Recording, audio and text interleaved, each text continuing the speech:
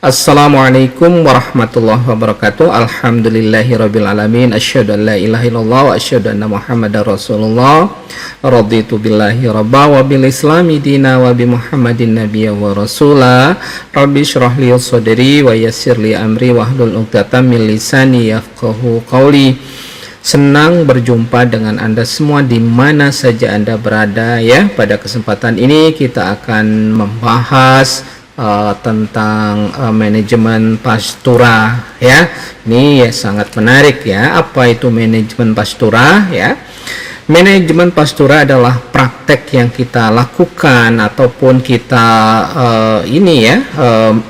kita kelola ya, yang melibatkan mulai dari pengelolaan padang pengembalaan atau pastura untuk meningkatkan kualitas ya, kualitas pastura kita dan kuantitas hijauan pakan serta mendukung kesehatan dan produktivitas ternak ya. Ujung-ujungnya ya adalah bagaimana kita bisa meningkatkan produktivitas ternak kita dengan pastura atau padang pengembalaan kita. Nah, tujuan utamanya apa? Yaitu manajemen pastura itu adalah untuk memastikan bahwa ternak mendapatkan pakan yang cukup dan berkualitas tinggi sambil kita menjaga keberlanjutan ekosistem pada padang pengembalaan yang kita punya ya.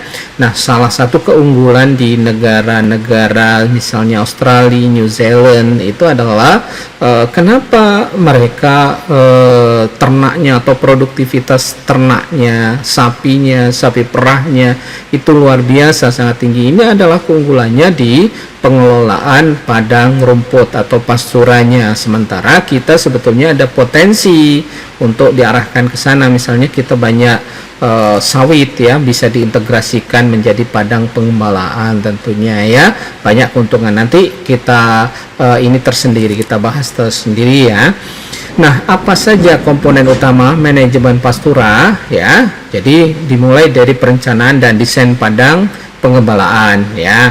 Misalnya penataan ini mendesain padang pengembalaan yang efisien seperti pembagian menjadi beberapa zona atau pedok ya. Kemudian memungkinkan rotasi ternak dan pemanfaatan hijauan secara optimal. Kemudian pemilihan tanaman, misalnya memilih jenis hijauan yang sesuai dengan kondisi iklim di daerah kita, kondisi tanah dan kebutuhan nutrisi ternak kita ya. Jadi kita walaupun punya dua musim ya, tetapi tingkat curah hujan dan lain-lain itu akan berbeda ya. Misalnya Indonesia di bagian barat, Indonesia bagian tengah ataupun Indonesia bagian timur tentunya itu mempunyai iklim yang spesifik ya. Nah, ini yang perlu dipahami nanti, termasuk jenis hijauan ataupun rumput yang kita akan tanam. Nah, yang kedua yang perlu diperhatikan komponen utamanya adalah rotasi di dalam pengembalaan. Nah, sistem rotasi ini menggunakan sistem rotasi yang melibatkan pergiliran ternak antara beberapa pedok untuk memberi waktu pada tanaman untuk pulih dan tumbuh kembali. Regrowth dia butuh ya setelah dilakukan pengembalaan, apalagi mungkin ternak kita banyak ya. Tapi jangan sampai terjadi overgrazing atau pengembalaan yang berat ya. Ini akan membutuhkan waktu yang lama untuk pulih kembali pada rumput kita ya. Oke, yang berikutnya adalah pedok ya. Membagi padang pengembalaan itu menjadi beberapa area kecil atau pedok ya, area kecil ya. Untuk apa? Untuk mengelola pengembalaan ternak secara bergiliran. Jadi kita lakukan rotasi ya. Pertama, pedok pertama misalnya ada pedok A, minggu depan pedok B dan seterusnya ya, sesuai dengan luasan yang kita punya. Jangan walaupun kita punya banyak, itu kalau bisa diperhatikan supaya tidak terjadi penumpukan atau overgrazing pada salah satu pedok ya. Itu pentingnya. Nah, kemudian berikutnya adalah pengendalian pemanfaatan. Jadi, kepadatan ternak ini mengatur jumlah ternak yang digembalakan di setiap pedok untuk mencegah overgrazing ya, pengembalaan yang berlebihan yang dapat apa ya, tentunya akan merusak tanaman dan tanah ya. Bobot ternak kita itu kan rata-rata ya mungkin di atas 300 itu. Kalau dalam jumlah yang banyak di lokasi yang sempit itu pasti itu akan menimbulkan masalah pada lokasi atau pedok itu kalau misalnya terlalu overgrazing nantinya ya. Kemudian durasi pengembalaan, mengontrol waktu dan durasi pengembalaan di setiap pedok. Untuk apa? Untuk memastikan tanaman tidak terlalu banyak dimakan ya. Jadi nanti ada dia pulih ini termasuk makhluk hidup tentunya ya, tanaman walaupun rumput itu butuh waktu. Kalau dia sudah rusak itu dia butuh waktu yang lebih panjang tentunya ya. Nah, yang keempat komponen utamanya adalah pemeliharaan dan perbaikan tanah. Nah, misalnya kita lakukan pupuk dan pemupukan tentunya. Jadi memberikan pupuk yang sesuai untuk meningkatkan kesuburan tanah dan mendukung pertumbuhan dari hijauan yang kita pelihara pada padang gembalaan. Kemudian berikutnya adalah pengendalian erosi. Jadi menggunakan teknik untuk mencegah erosi tanah seperti penanaman penutup tanah ataupun struktur penahan erosi. Ini sangat penting, jangan sampai rumput kita malah tidak tumbuh dengan optimal. Oke. Berikutnya komponen utamanya adalah pengendalian hama dan penyakit. Jadi pemantauan ya, mengawasi, mengendalikan hama dan penyakit yang dapat mempengaruhi kualitas hijauan dan kesehatan ternak kita ya. Yang berikutnya adalah praktek kebersihan, menjaga kebersihan lingkungan padang pengembalaan untuk mengurangi resiko penyakit ya. Kita tahu walaupun padang pengembalaan itu istilahnya yang kita tanam rumput itu tidak menutup kemungkinan nanti munculnya penyakit, misalnya hama penyakit ataupun gulma, tanaman pengganggu yang nanti terutama yang invasif ya bisa merusak kualitas ataupun kuantitas dari produktivitas dari padang rumput kita ya. Nah, apalagi yang punya alelopati dia tentunya akan merusak nantinya padang pengembalaan kita sehingga kualitasnya kurang bagus dan ujung-ujungnya akan berdampak pada ternak yang kita pelihara. Nah, berikutnya adalah kita melakukan evaluasi dan penyesuaian. Jadi tetap ini kita lakukan monitoring ya secara rutin, memantau kondisi padang pengembalaan kita, kemudian termasuk kesehatan ternak yang ada di dalamnya, dan kita ukur juga produktivitas hijauan atau pakan ataupun rumput yang ada pada padang pengembalaan kita atau pastura kita. Nah, kemudian kita lakukan penyesuaian. Jadi menyesuaikan strategi manajemen pastura berdasarkan hasil evaluasi untuk meningkatkan efisiensi dan keberlanjutan. Jadi kita evaluasi apa sih yang kurang, apa sih yang lemah misalnya. Apakah ini perlu kita lakukan treatment pada padang pengembalaan kita, itu harus kita lakukan atau kita lakukan penyesuaian sesuai dengan kondisi pastura kita. Nah, sekarang pertanyaannya ya, kita akan bahas ya, jangan pertanyaan dulu. Jadi pentingnya pastura dalam sistem peternakan ini. Tadi di awal sudah disinggung, kenapa kelebihan misalnya lebih unggul daripada kita misalnya di Australia ataupun New Zealand, itu produktivitas ternaknya dan bahkan harga jualnya itu lebih tinggi ya, karena ini kita akan bahas ya, karena kelebihan mereka itu adalah mempunyai padang pengembalaan dan sistem pemeliharaan itu yang banyak menggunakan pastura ya atau padang pengembalaan, sehingga dari efisiensi tenaga kerja terutama ya, kemudian dari kualitas hijauan atau pakan atau rumputnya, mereka lebih unggul dari kita sehingga produktivitasnya mereka menjadi tinggi. Nah, pastura ini yang pertama ya, pentingnya pastura ini kenapa kita lakukan ini adalah yang pertama adalah sumber pakan utama, jadi nutrisi ternak. Pastura dapat menyediakan sumber pakan yang penting untuk ternak kita dan memberikan nutrisi dasar seperti serat, protein, vitamin, dan mineral yang diperlukan untuk kesehatan dan produktivitas ternak. Kemudian keseimbangan pakan ya, jadi memungkinkan peternak untuk mengurangi ketergantungan pada pakan komersial dan memberikan pakan yang alami sesuai dengan kebutuhan ternak ya. Memang misalnya konsentrat itu penting. Kalau misalnya pastura kita kualitas rumputnya bagus ya, yang sudah ada kombinasi dengan legume misalnya, ya tidak perlu lagi kita mengeluarkan ini ya, biaya konsentrat dan lain-lain. Nah, kemudian berikutnya efisiensi ekonomi, jadi pengurangan biaya dengan memanfaatkan pastura sebagai pakan utama. Peternak dapat mengurangi biaya pakan yang biasanya diperoleh dari sumber luar ya, kita misalnya membeli itu ataupun ya kadang-kadang kebutuhannya ya, karena kita tahu pakan ternak itu bisa mendominasi biaya produksi sampai 70-80%. Coba bayangkan itu ya. Jadi kalau kita salah satu masalah bagaimana pengelolaan kita bisa menggunakan padang pengembalaan, itu suatu yang luar biasa dan bisa meningkatkan keuntungan tentunya bagi peternak kita. Berikutnya adalah optimalisasi penggunaan lahan, jadi memungkinkan pengguna lahan secara lebih efisien untuk menghasilkan pakan ternak. Nah, berikutnya adalah keberlanjutan lingkungan. Jadi pengelolaan sumber daya alam, manajemen pastura yang baik dapat meningkatkan kesuburan tanah, mengurangi erosi dan mendukung keberagaman hayati ya.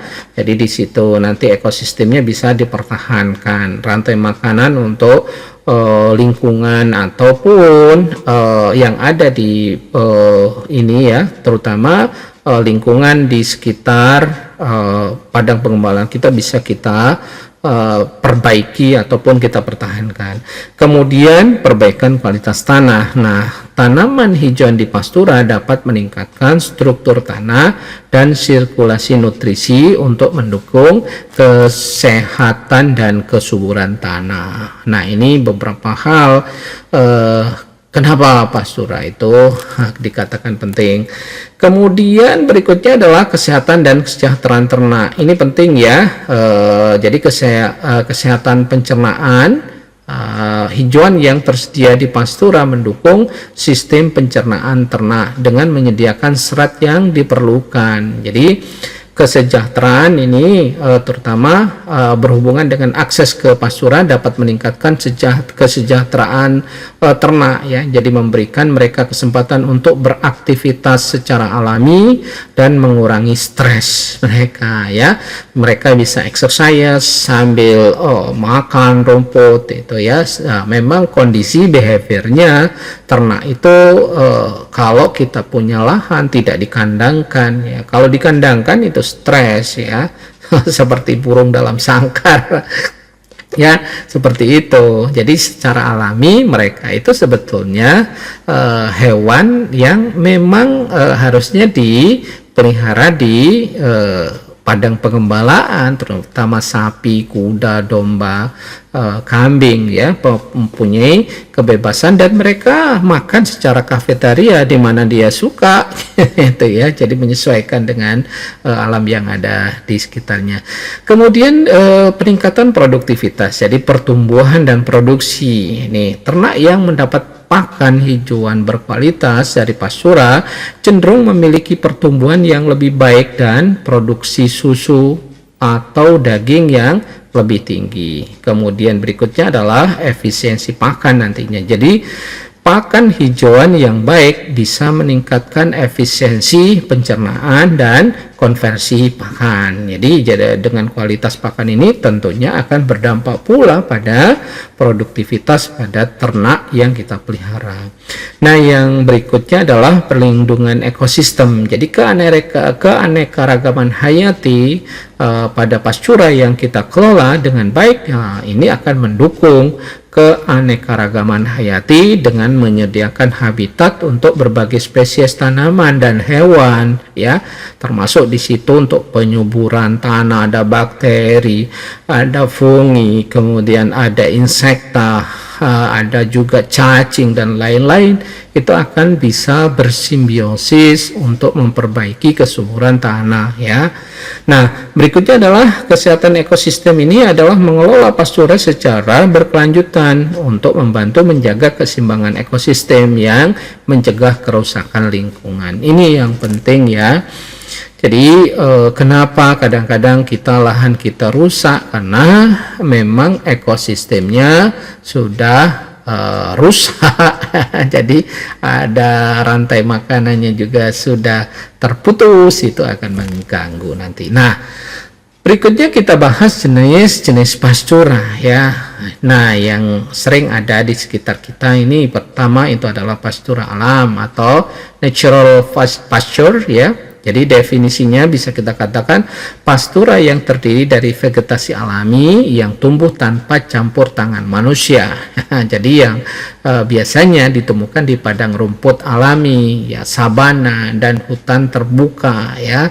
Ini biasanya banyak di daerah subtropis, ya, yang memang secara klimatologis itu mendukung, mengkondisikan untuk menjadi pastura secara alami, ya.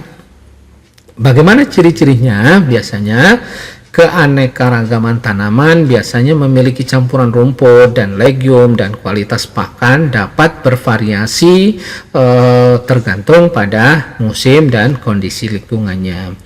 Kemudian yang berikutnya adalah pastura buatan atau improve pastura. Nah, pastura ini biasanya dikembangkan melalui penanaman tanaman hijauan yang memang dirancang untuk meningkatkan kualitas dan kuantitas pakan. Nah, ini melibatkan modifikasi tanah, ya, pengolahan tanah, dan pemilihan jenis tanaman atau jenis rumput yang kita sesuaikan dengan kondisi yang ada, ya, baik iklim, ya, terutama iklim tentunya, ya, topografi dan lain-lain. Nah, cirinya seperti apa? Tanaman yang dipilih secara khusus untuk meningkatkan produktivitasnya, konsistensi kualitasnya, dan kemudahan pengelolaan. Nah, berikutnya jenis pastura itu pastura tumpang sari atau mix pasture, ya. Nah, seperti apa ini, ya? Ini adalah kombinasi antara berbagai jenis tanaman hijauan seperti rumput, legium, ya, yang ditanam bersama-sama dalam satu area. Ini memang disarankan karena kita tahu bahwa ternak itu tidak hanya membutuhkan rumput, tetapi juga membutuhkan membutuhkan sumber protein, ya, tidak hanya sumber serat saja atau sumber energi. Nah, ini akan mendukung produktivitasnya. Nah, cirinya seperti apa, ya, untuk mix pasture ini memanfaatkan kelebihan masing-masing jenis tanaman untuk meningkatkan nilai nutrisi pakan dan adaptasi terhadap kondisi lingkungan. Nah, dengan kombinasi ini bisa menghemat pemupukan. Kenapa menghemat pemupukan? Kita tahu bahwa legium itu biasanya ada bintil akarnya, ya, dari jenis legium ini dia bersimbiosis, ya, dengan bakteri-bakteri yang bisa mengikat N bebas atau nitrogen dari udara, kemudian dimanfaatkan, dan itu akan meningkatkan nitrogen di dalam tanah, ya, secara khusus nanti bisa mengurangi pemupukan, ya. Kemudian ini, ya, tren yang sering dilakukan, ya, terutama, ya, peternak yang besar, ya, terutama juga di kondisi daerah-daerah 4 musim, ya, di mana ada tantangan tersendiri, di mana pada musim salju tentunya mereka padang pengembalaan mati semua. Nah, ini ada pastura silage ya, silase atau pastura silase atau silage pasture ya, tanaman di ini ya, tanaman hijauan yang dipanen dan difermentasi menjadi silase untuk digunakan sebagai pakan ternak. Biasanya terdiri dari tanaman hasil ya dengan hasil biomasa yang tinggi ya. Ini antisipasi sebetulnya di musim yang tidak memungkinkan rumput itu tumbuh. Akhirnya pada waktu kondisinya melimpah itu dipanen untuk dijadikan sebagai alternatif kalau kondisinya paceklik atau musim dingin, musim salju yang memang memungkinkan. Nah, bagaimana kalau di Indonesia? Bisa juga, karena kita walaupun punya 2 musim, tapi kalau musim kemarau itu hampir boleh dikatakan sulit kita mendapatkan hijauan yang berkualitas. Nah, ciri-cirinya ini digunakan untuk penyimpanan jangka panjang dan dapat memberikan pakan berkualitas tinggi selama periode kekurangan hijauan atau masa-masa kondisi paceklik ya. Kemudian berikutnya adalah pastura high, bukan say high, say hello. Nah, high pasture. Nah, kalau kita lihat definisinya ya, seperti apa high hijauan yang dipanen dan dikeringkan menjadi hay atau jerami untuk digunakan sebagai pakan ternak. Nah, ini cocok untuk penyimpanan dan penggunaan di luar musim. Kemudian ciri-cirinya memiliki kandungan nutrisi yang dikontrol dan dapat disimpan untuk penggunaan di waktu ketika hijauan segar tidak tersedia. Ini sama ya. Jadi tetapi yang perlu diperhatikan cara pembuatan hay-nya ini harus benar-benar diperhatikan. Jangan pembuatan hay lillahi ta'ala ditaruh di lahan, pokoknya terserahlah mau kena hujanan, kena sinar matahari. Nah, ini nanti mengganggu kualitas daripada hay yang kita awetkan ya, kita buat. Nah, ini perlu nanti kita pembahasan bagaimana sih membuat hay yang baik. Intinya adalah silase itu kita mengawetkan dalam bentuk basah, sedangkan hay itu kita mengawetkan hijauan itu dalam bentuk garing ya. Untuk apa ya? Untuk keberlanjutan kita mempunyai pakan atau hijauan yang berkualitas kapan saja diperlukan. Nah, sekarang kita klasifikasi apa saja sih ya yang ada di pastura ini. Bisa rumput-rumputan atau grass ya. Ini adalah tanaman yang memiliki batang berongga dan daun sempit, sering digunakan sebagai pakan utama di pastur ya. Jadi grass atau rumput lah ya. Kemudian contoh misalnya rumput Brachyria decumbens ya, yang lebih dikenal dengan rumput BD ya. Atau rumput dikenal dengan rumput signal ya, merupakan rumput pakan ternak jenis unggul di samping jenis rumput lainnya. Kemudian ada jenis rumput sinodon atau dikenal dengan stargrass ya, rumput Bermuda. Awalnya berasal dari savana Afrika dan merupakan nama umum untuk semua spesies dari Afrika Timur ya. Jadi itu salah satu contoh. Nah, kemudian leguminosa ini ada yang nanti merambat ya, ada yang leguminosa pohon ya, bisa dimanfaatkan ya. Nah, legume ini adalah tanaman berbunga yang memiliki kemampuan untuk memperbaiki nitrogen di tanah ya, sering ditanam bersama rumput untuk meningkatkan kandungan protein pakan ya. Jadi ingat bahwa ternak kita tidak hanya membutuhkan sumber serat ataupun energi, tetapi juga seperti layaknya makhluk hidup lain ya, seperti manusia, dia juga butuh protein ataupun istilah yang kita katakan ya, makanan yang seimbang, ransum yang seimbang, atau yang baik, yang kualitasnya. Nah, contoh misalnya ini salah satu legume yang bagus, misalnya alfalfa ya, karena atau dikenal dengan Medicago sativa, dan bahkan ini dibikin sebagai suplemen untuk manusia ya. Jadi ini sebagai sumber yang luar biasa ya, kandungan proteinnya, vitaminnya itu luar biasa, di situ lengkap ya.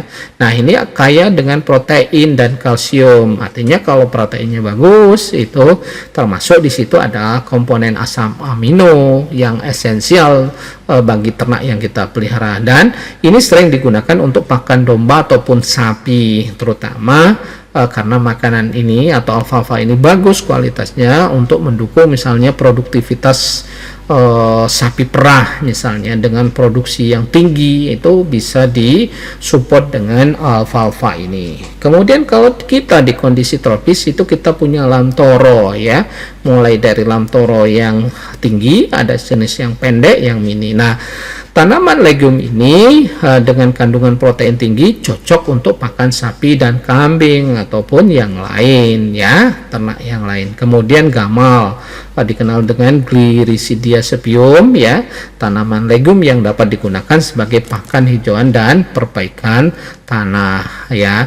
Masih banyak ya, jadi legume-legume kita terutama di Indonesia. Kemudian yang berikutnya yang mungkin nanti bisa digunakan untuk tanaman ataupun bisa dimanfaatkan ya, herba atau tanaman pangan, herb and forage plant ya, definisi kalau kita lihat ini ya, tanaman apa? Tanaman non rumput dan non legume yang sering ditanam sebagai tambahan pakan atau untuk keperluan khususnya.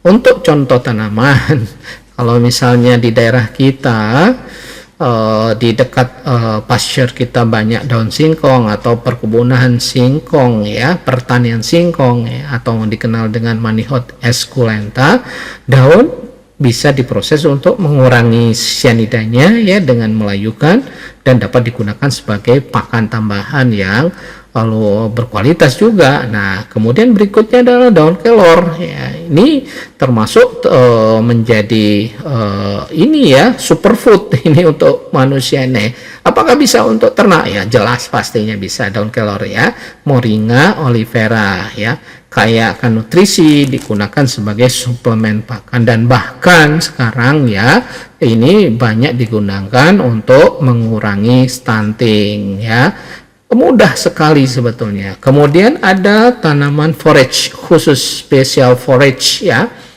tanaman yang dirancang atau dipilih khusus untuk memberikan manfaat tertentu seperti biomasanya itu yang banyak tinggi ya, dan bahkan menjadi limbah.